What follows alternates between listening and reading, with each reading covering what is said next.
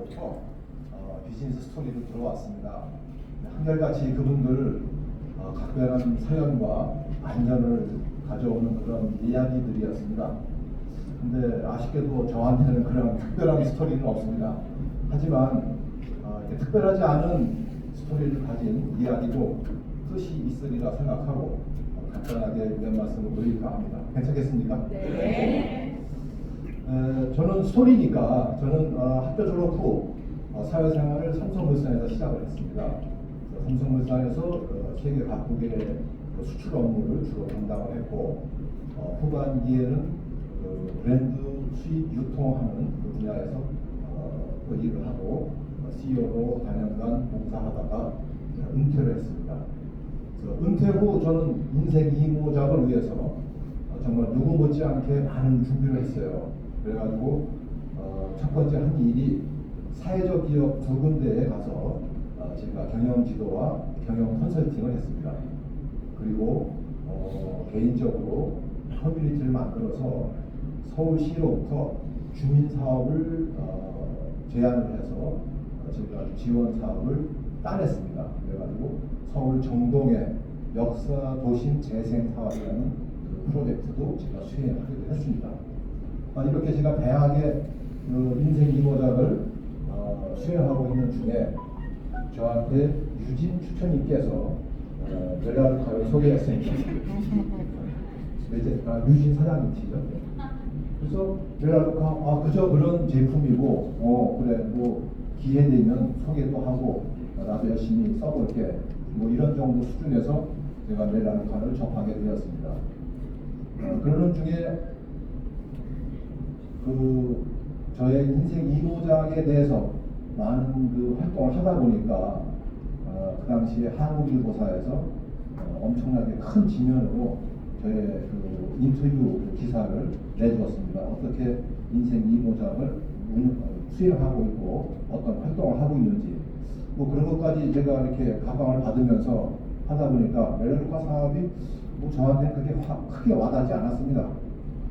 그런 중에 조금씩 소비를 했죠. 그러니까 아주 소극적인 소비와 뭐 게으른 사업가라고 할까요? 이렇게 지내오다가 한 2년 후 지났는데 그 추천하신 유진 사장께서 어느 날 아로마 테라피 전문가가 돼갖고 제 앞에 또 나타났습니다. 그래서 그를 통해서 아로마 오일이 뭐고 아로마 오일을 어떻게 쓰고 이걸 어떻게 활용하는지 이런 몇 가지 샘플도 얻어 쓰고 얘기도 들어보고 이렇게 하던 끝에 좀 더 아로마에 대해서 제가 생활 속에 힐링도 하고 치유도 하고 어떤 경우는 건강관리도 상당 부분 아로마 오일에 의존하게 됐습니다. 이런 생활을 하다 보니까 아로마에 대해서 제가 욕심이 생겼어요. 그래가지고 조금 더 공부를 하자. 힘도 있게 제가 자료도 찾아보고 문헌도 읽어보고 이렇게 해서 해보니 성경 속에 나오는 아로마 오일 이야기, 오일과 유약이죠. 또 저의 선배 중에 한 분이 보니까 치과 의사인데 30년 전에 그 치과를 폐업을 하고 아로마 오일을 배우기 위해서 캐나다에 유학을 가서 3년간 아로마를 공부하고 오셔서 지금도 이 구강에 관련된 아로마 오일 사업을 하고 계신다는 얘기를 접하게 됐어요. 그래서 점점 아로마 오일에 대해서 제가 아주 그 심도 있게 정말 접근을 하고 거기에 빠져들기 시작했습니다. 그래서 그 아로마를 가지고 동호인 커뮤니티도 하고 또 급기야는 제가 아로마 협회를 만들었습니다.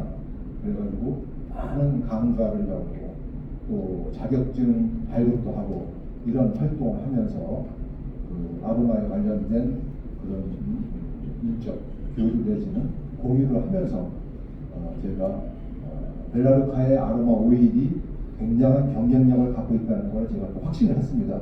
그래서 더더욱 아로마 오일을 가지고 활동을 하고 멜라루카 그 사업에도 도움이 물론 됐죠. 그러면서 아로마를 이야기하면서 자연스럽게 멜라루카를 접목시키는 이러한 기회도 갖게 되었습니다.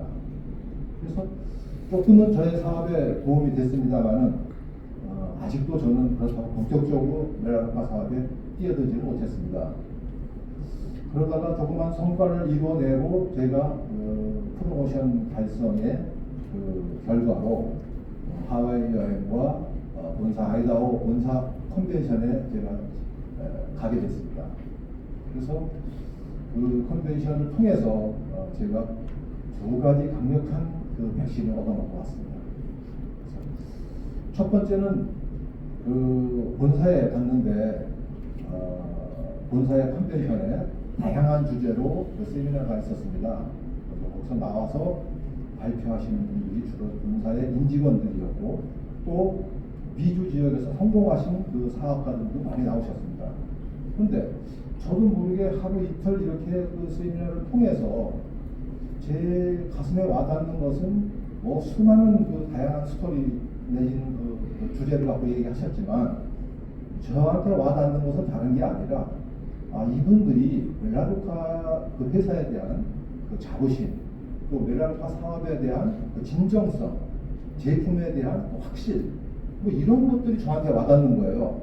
그래서 이게 뭔가 이게 결코 그분들이 그런 이야기를 의도적으로 하신 건 아니었거든요. 그냥 자기가 맡은 주제에 대해서 이야기하고 이렇게 진행을 했는데 그들 속에서 묻어나는 그러한 그 어떤 정서랄까, 그런 감성 이런 것들이 저한테 그런 단어가 돼서 와닿더라는 겁니다. 그래서 저는 깜짝 놀랐습니다. 제가 아까 수업에 삼성물산에서 근무했다고 했는데요. 지금도 그렇습니다만 그 당시만 해도 삼성은 교육 훈련이 아주 철저한 회사였습니다. 모든 거에 우선합니다. 교육이. 왜 그러겠습니까? 이 기업을 참여하고 있는 조직원들이 같은 생각과 같은 방향으로 움직이게 하기 위해서 그런 투자와 시간을 투자를 하는 거거든요. 또 그런 걸 경험한 저로서는 그리고 해외에 제가 업무상 비즈니스 때문에 유수한 그 회사들하고 두세 군데 같이 일을 해본 경험이 있습니다. 근데 이렇게까지 회사의 경영 철학이나 그 회사에 대한 자부심 이런 걸 가지고 일하는 데는 제가 지금까지 못 만났습니다.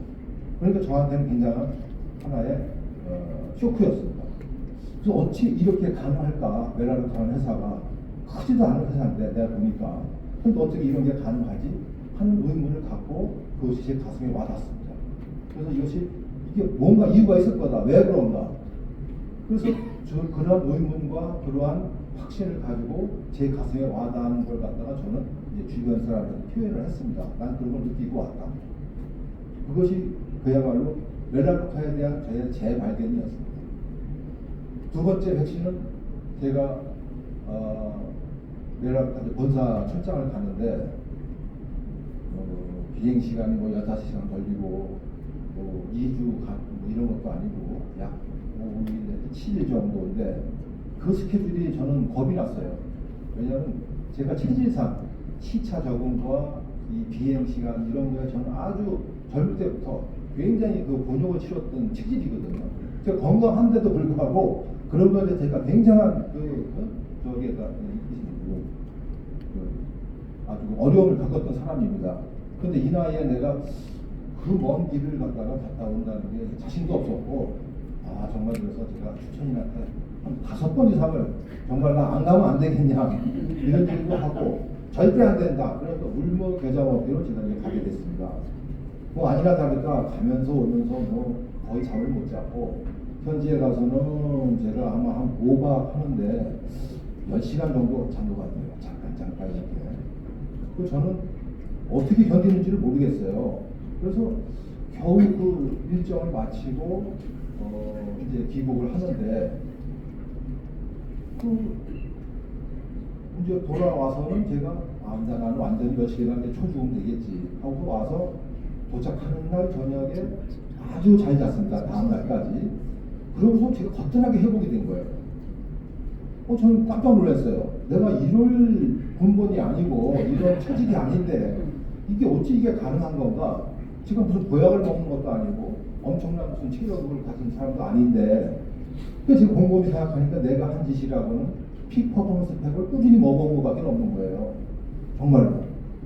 그 흔한 뭐 홍삼도 안 먹고 그런 사람인데 이게 그럼 도대체 뭔가? 그래서 그 다음 달부터 제가 그 피퍼포먼스 팩에 대한 자료를 막 뒤져보기 시작했어요. 이게 진짜 뭐 그런 무슨 요인이 있는가 하고. 근데 그 자료가 다 있잖아요. 그 프라이버그 연구소 나온 결과집도 나오고 또 여러 사람들이 먹어보고 체험한 이런 내용도 보고 이제 그런 것들이 비로소 제 문제가 되니까 상세하게 그런 걸 제가 이제 읽고 탐독을 했습니다. 그래서 제가 피퍼먼스 팩에 대한 그 효능과 이 품질에 대한 거기에 대해서 제가 아주 확신을 갖게 됐습니다. 그래서 제가 회사에 대한 그런 자부심, 경영 이념 이런 거에 대한 제 가슴에 와닿은 그런 감동과 제품에 대한 피퍼포먼스 팩을 중심으로 한 제품에 대한 확신 이런 것 때문에 제가 자신감과 또는 한편으로는 어떤 의무감이 생기더라고요.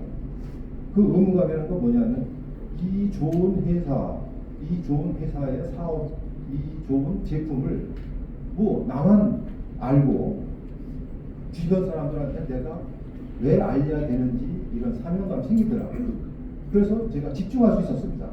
그때는 뭐 디렉터 4인가 이 정도였는데 그래서 제가 누구한테나 자신감과 이런 자부심을 가지고 얘기를 하다 보니까 전에는 누구한테 얘기를 하면은 거부 당했을 때에 대한 부담감, 그다음에 저 사람이 나의 자존심, 뭐 이런 거를 먼저 의식을 했는데 이제는 그렇게 두렵지 않은 거예요. 어느 건 이 사람이 지금 내 이야기를 아직 못 받아들여서 그러는 거지. 넌 행운을 지금 놓치고 있다. 이렇게 좋은 거를 너한테 기회를 주는 건데 아직 미처 기회를 잡지 못하고 있구나. 두 번째 이야기하면 이건 되겠구나 하는 생각을 들었습니다. 그래서 자신 있게 심지어는 제가 그 어렵다는 사돈의 가족한테도 기꺼이 얘기할 수 있었습니다. 그래서 저는 자신과 지금 그 자부심으로 지금 충만해 있습니다. 그래서 저를 지원해 주시는 김정식 사장님, 이영순 사장님, 김영희 사장님, 유진 사장님 그리고 본사에 저희 담당해 주시는 김세진 과장님과 더불어서 이제는 제가 특별한 그 소리를 써내려갈 수 있는 기회가 될 것 같습니다. 특별하지 않은 얘기 들어주셔서 감사합니다.